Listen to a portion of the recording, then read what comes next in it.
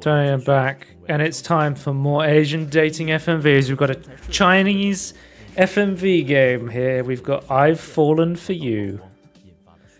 Right. Which the year of FMV dating games. Yes, it's the year of Joe goes insane and just starts playing random rabbit holes, aka the Asian FMV datings. Oh, Tony, I saw on Steam there's a Japanese FMV dating sim coming to Steam. Oh, one of the first. I played one of the first Korean ones, and I'm playing the Chinese ones. But as soon as the Japanese one comes out, I will play that.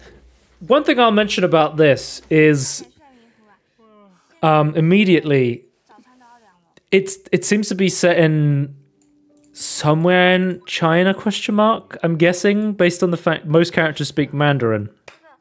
But I was streaming this to my friend on Discord, who is a native Mandarin and native Cantonese speaker, and in Hong Kong, they speak Cantonese, which is a different language to Mandarin, right? There's this character called Tracy, who I spoke about on the podcast. I said she was the Hong Kong MILF DJ. She's a gamer. She also literally gave me a 4090 while I was playing this game. Did I tell you about that? She literally gave me a 4090 while I was playing this game. I'm not making that up. That literally happens. So he starts speaking. Me being a naive person, I'm like, okay, she's speaking Mandarin. My fucking friend Calvin is losing it. He's like, she's speaking Cantonese right now. And I'm like, how similar are Cantonese and Mandarin? He's like, they would have no idea what each other's saying. Like, this would be incomprehensible. Yeah. So I'm like, okay. Then we get introduced to Selena. And Selena is... we were having so many conversations about Selena because we both were very confused where she's from. She's some sort of English. I'll just skip ahead. She speaks English, but I'll show you has Selena. an accent that I don't recognize, and the words. Selena's okay. So what's more confusing is, so our main character still speaking in Mandarin, subtitled. Selena's speaking English. There's no language in this world. There's only the universal language of love. I like it as well that she can't use chopsticks. I guess that's the stereotype of Europeans. No, I think you're supposed to eat potatoes with a spoon in China. This is an actual thing. Oh, okay. I think she does. She might use chopsticks at some point, but no, because she's like, do you have a spoon? And he goes, oh, you're supposed to eat potatoes with a spoon. That's like a traditional thing. Okay, right. Well, I don't know that either. That's not how I eat potatoes or sweet potatoes or any kind of potato. So I then get to know, because the whole time I'm playing these games, I have no idea what anyone's saying. So I'm like, oh, this probably sounds good. I have no idea what they're saying. I can unfortunately speak English, so I understand. I can understand, and this is the most Google foo I've ever heard. It sounds like they Google translated the script. It takes precisely 220 degrees and 47 minutes of double-sided broiling. After taking out from the oven, the final touch is a sprinkle of cheese and another round of broiling, which will give the right balance of mouthfeel and a delightful flavor of salty and sweet. If I'm not wrong, you guys prefer another variety of sweet potatoes, which are... What the fuck is she saying? Like, what is happening right now? So I just start fucking losing it. I'm like, why is this like what I can only assume is a European woman just spouting absolute nonsense about potatoes? So I'm just like, what the fuck is happening? In such a weird way. Because me and you were like, you heard this, and I was like, is she like Eastern European? Where the hell is she from? Like, I'm so confused. Yeah. So if you romance Selena, you actually go on holiday and you fly across Europe as like your holiday. So I'm guessing she's European. Okay. But you fly to different places, because you flew to Italy, and I was like, is she Italian? And then you go to France. I'm like, oh, you're just going on a fucking tour across Europe. I guess we'll never know. Tony, so it's like, oh, Cantonese, Mandarin, English. Yeah, sure. there's a character that speaks in Japanese. And so there's also a Japanese character, yes. She's speaking in Japanese, and you respond again in Mandarin because there is no language barriers in the language of love. What? It's never explained. They could have just gone like Chinese speakers to like. Why did they go for different? I don't know. I'm so confused. But then there's this whole thing where I'm like, is this person Japanese? Because me and my friend Calvin, again, we're listening to this, and I'm like, this feels like a Mandarin speaker trying to speak Japanese. So we're like, is this person actually Japanese? Or is it a Chinese person speaking Japanese? And I have no idea why they did this. Because she could stop speaking Japanese and start speaking like Mandarin, and I'll be honest, I will struggle to tell the difference because I'm not like a super fucking strong, dialect. Yeah, like I can't tell the difference between Cantonese and Mandarin, for example. No, like I can tell. It's so different to us. When she comes in and she's like, kawaii sugoi. I understand that's Japanese. Like I understand like a few words here and there, but like for the general most part, it's like. It feels like getting whiplash, this game. You're just constantly switching languages. But it's like in this universe, they're just like, yep, this is fine. This is happening. Just deal with it. Which I could, they stand by that commitment to being like, we're just going to fully ignore it. It just doesn't exist. They've got the universal translator, it's just not working right for you. Another really confusing thing about this game is... So 5 hearts under one roof. You have 5 girls. This game, Tony, 8 women. 8 different women. That's a lot of fucking women. We have Songjing, Tracy, Nana, Jin Qing, Zhang Mi, Zhu Angxia, Yi Chen, and Selena. I believe I'm pronouncing some of those correctly because. Thank you. Thank you for the spoon. I mean, it's not an awful game. Like, there's just some really confusing stuff about it. Like, yeah. Again, it makes you lose your mind. Yeah, guaranteed. The language stuff, but it's like there's some generally really fun stuff. Like, there's this whole section with Tracy, the Hong Kong DJ, where she's like, you like fighting with her, and it turns into like a fighting game with like dodging and punching and stuff like that. That was interesting. Oh yeah, I thought this was like when you first like get into a fight with. I forgot to mention Wang Yi Chen, which again is the classic character of your stepsister, adopted. They very quickly are like, this is your sister, but they immediately are like, she is not blood related to you. That is immediately the first thing they say in the game. God. So they're like immediately like, yes, you can romance this woman. She just knows you. But there's tons of characters. There's like Tracy, who's so you are a photographer. So I'll just go into the story because I just realized I haven't explained anything about the story. Not that, it's going to matter in the grand scheme of things. You're just here to riz some Asian baddies. But you're a photographer and you were taking photos for a shoot, and there's a misunderstanding that you went into a room and you didn't realize that there was a woman undressing there that was one of the models, and it looked like you were perving on her, taking photos of her, and somebody reported on it calling you a pervert online, and you got a bunch of hate. And you're slowly going back into working in this field of being a photographer again and trying to rebuild your confidence up again. So the story is like... reputation back, I guess. Yeah. So Songjing comes to you and she's like, I want you to come work for me. And then you meet people like... Zhu, I believe is how you pronounce her name. And then throughout that you have like Selena is like the foreign national who comes into the business. You meet a character called Zhang Mi randomly in the hospital, and she can feed you a banana and watch Chinese dramas with you. There's like so much. it's still very entertaining in a lot of ways, but it is just very confusing, I would say, because there's so many women and their storylines are just all over the place. Like I'll say it, like playing this game makes Five Hearts Under One Roof look like a masterpiece. Again, like a lot of these games are very similar in the terms they're laid out. They have like these branching stories through like these trees of stories. Yeah.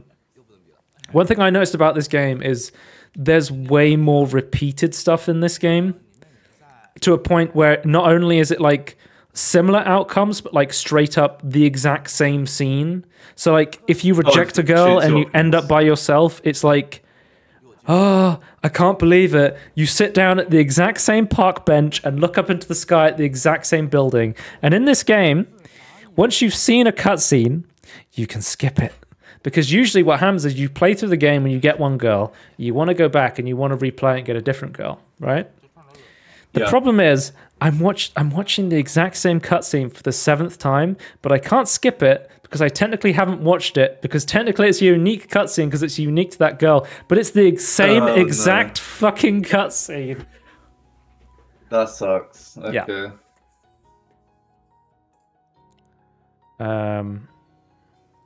But yeah. There's the most confusing character to me is Yu Anxia, which seems to be by far the most popular character in the game, and I don't understand. Her storyline is so fucking confusing.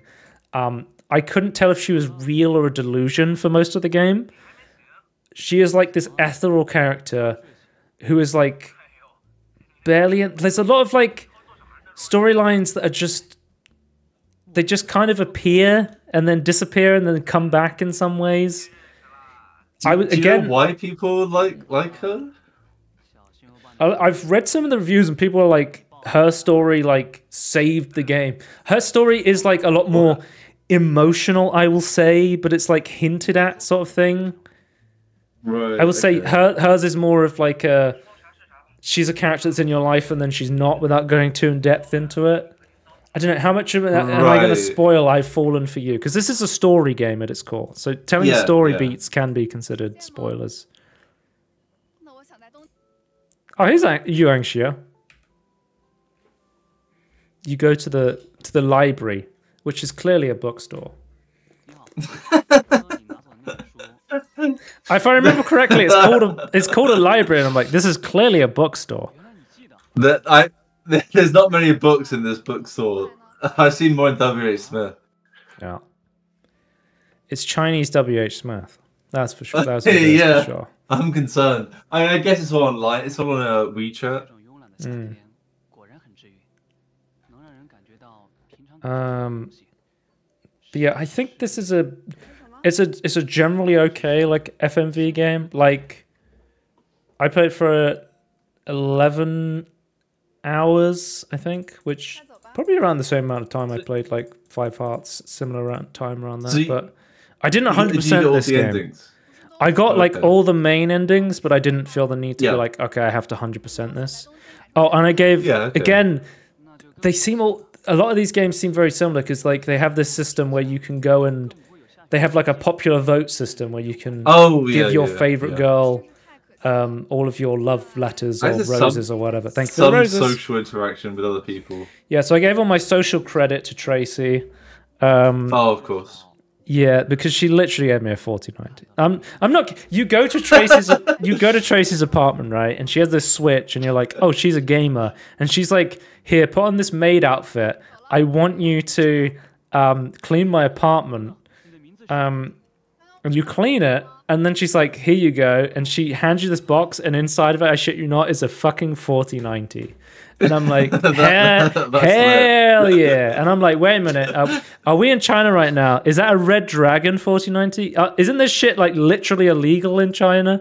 Or like in terms of tariffs, the America's trying to make it illegal in China to have like 40/90s? Well, I believe the Dragon version is slightly cut down because the normal 40/90 is illegal to be shipped to China, but there's probably still some hanging around in China. Well, because Nvidia was trying to make the Red Dragon version, which was the China-only version, and then the US clamped down on that as well. They were like, no, you can't do this. But I believe the whole thing is the company can't sell that. I think if someone in China happens to have it, it's fine.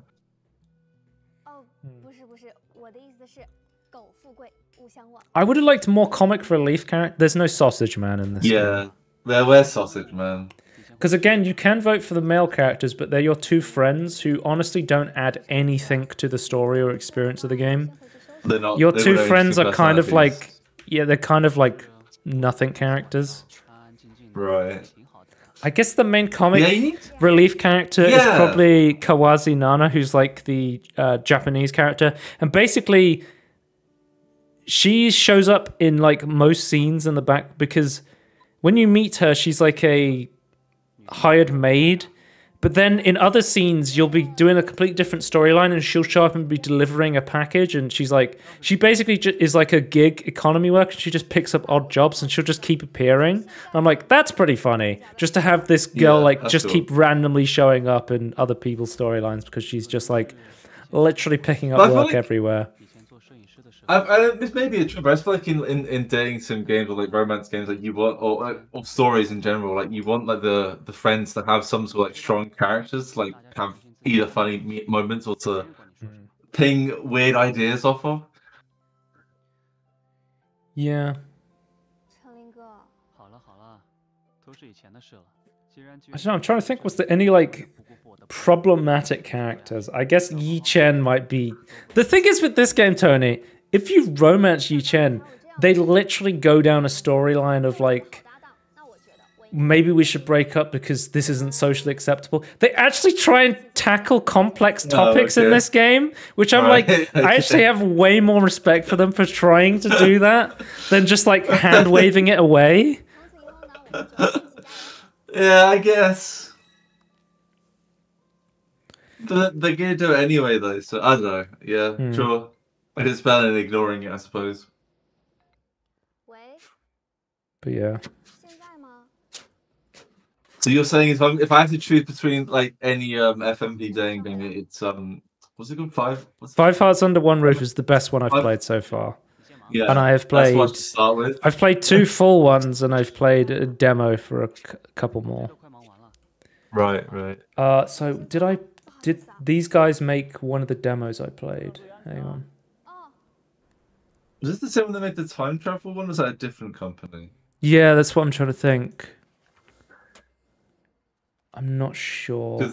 That was an insane demo. That was insane, yeah. I think this one has made other FMV games, but... not the same as that one, okay. No.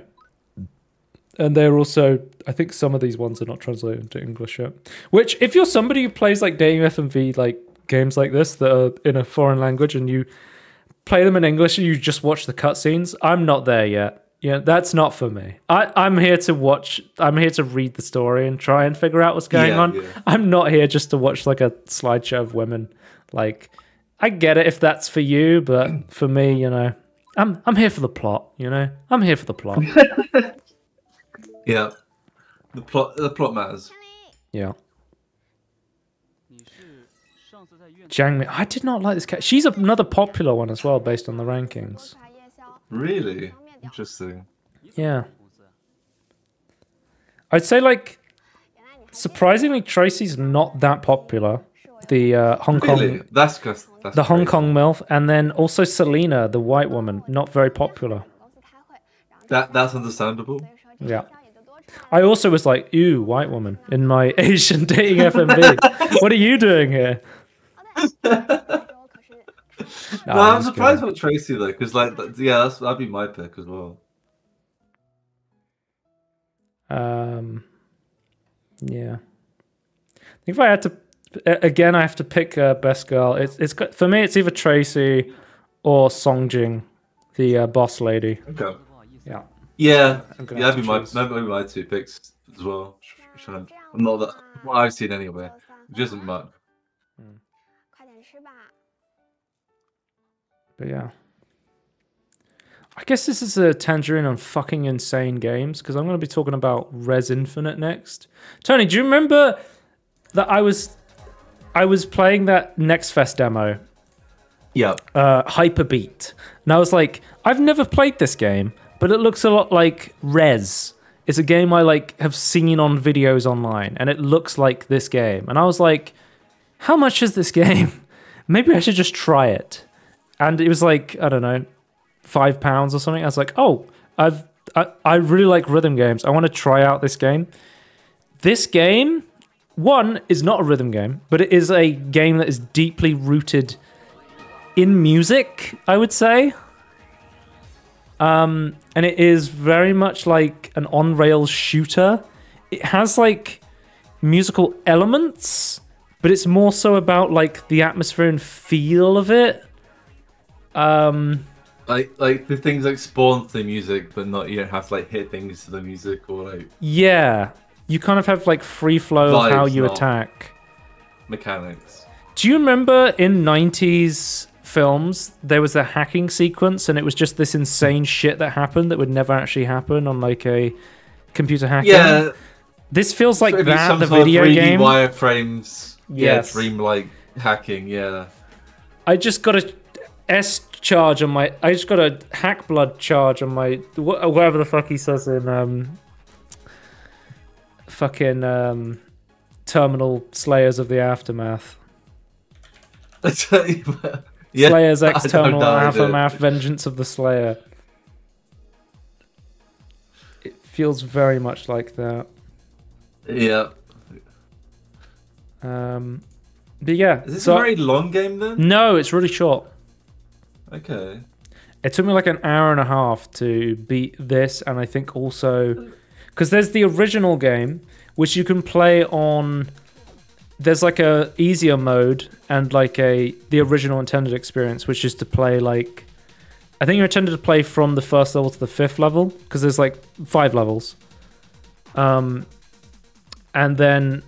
Or you can just play them on like an easier mode, which I think just lets you start from the beginning. It might have checkpoints. I don't know. I never failed it. I completed this game before I figured out I was playing it wrong.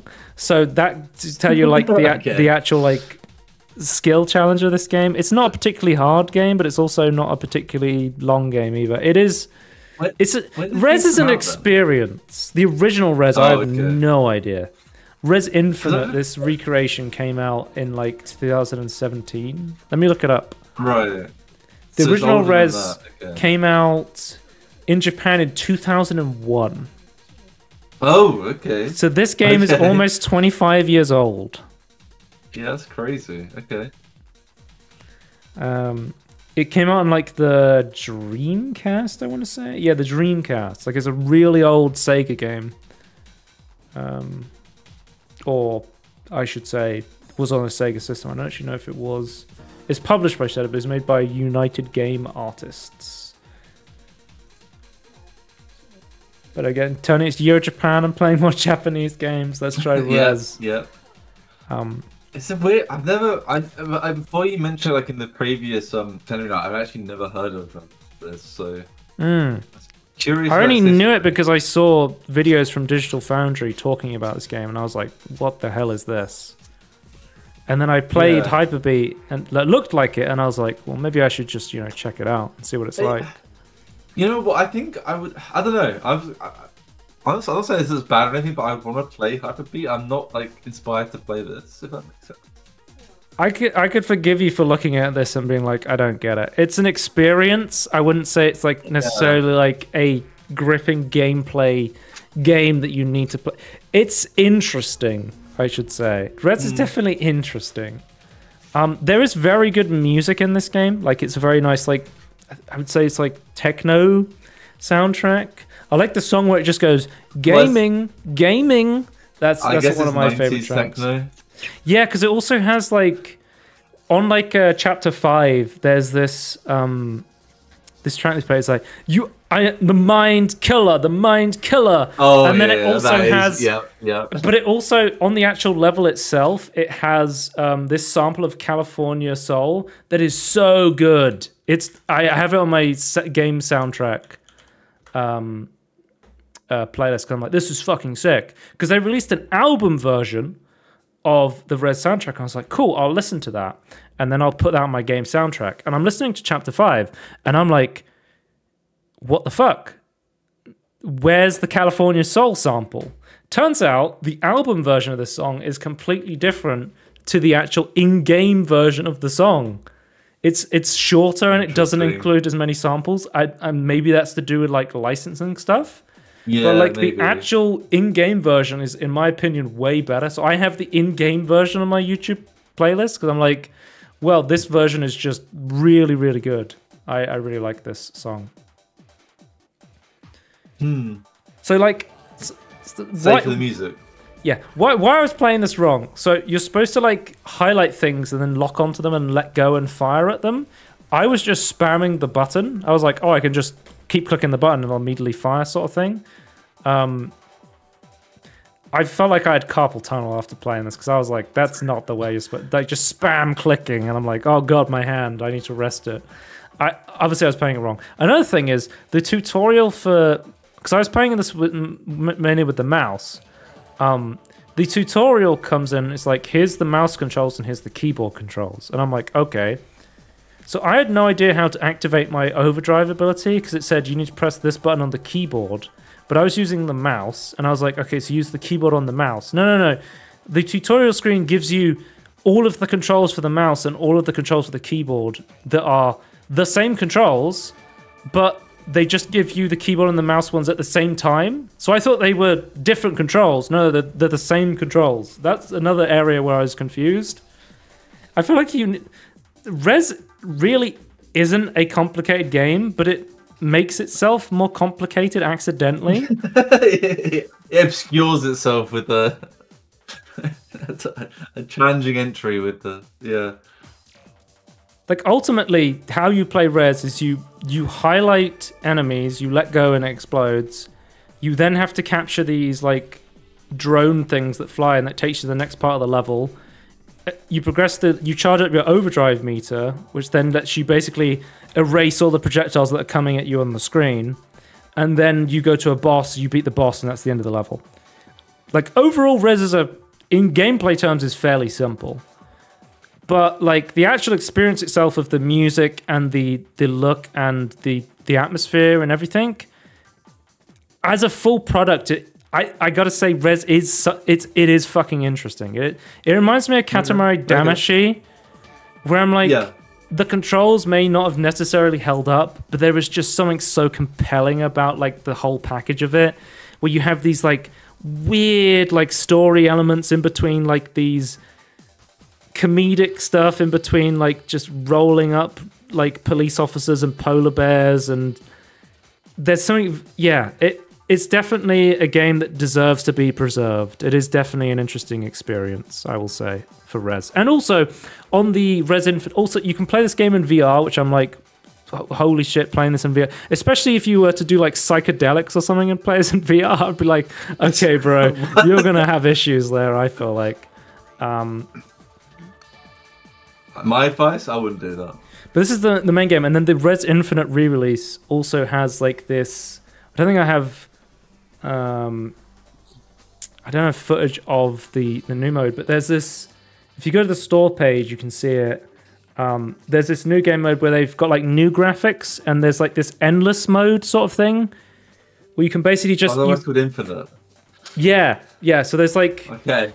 This is the old game is like on rails, and then there's an infinite mode where you just like fly around space and you keep killing enemies to progress, sort of thing. It does have an ending to like, because I played through it once and beat it, and then it's like it has an infinite version of it where you can just keep going and just. It's basically like, you know, when you have visualizers for music. This game is basically a visualizer for music. That's what I'm realizing now. That's a game. Yeah. Yeah, that makes sense. That makes sense. A 90s visualizer of music. Yeah. I could forgive someone for playing this and not being like, what the fuck is this? I don't get it. And I'm like, I've played through the entire game and I think I kind of get it, but also at the same time, I'm still very confused. So like, yeah. Rez is a video game, question mark? Yeah, I think it's a video game. But yeah, if you installed this and you're like either somebody who's never played or an old Rez fan, check out Area X, because that's like a completely different thing that wasn't in the original game. And it's really cool. It's really good. I'd recommend playing Area X as well. But yeah. So, Anthony, what do you think of the two games? I've Fallen for You and Rez Infinite. Two games that probably should never be talking about together, but they are. Is this an this is the forbidden tech. Yeah.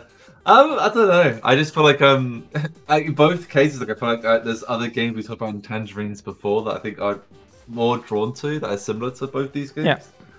For me personally, anyway. But I guess they deserve to exist. I don't want to say. I don't take away from variety. Yeah. And we'll see you next time. Goodbye. Bye. Don't DMCA me.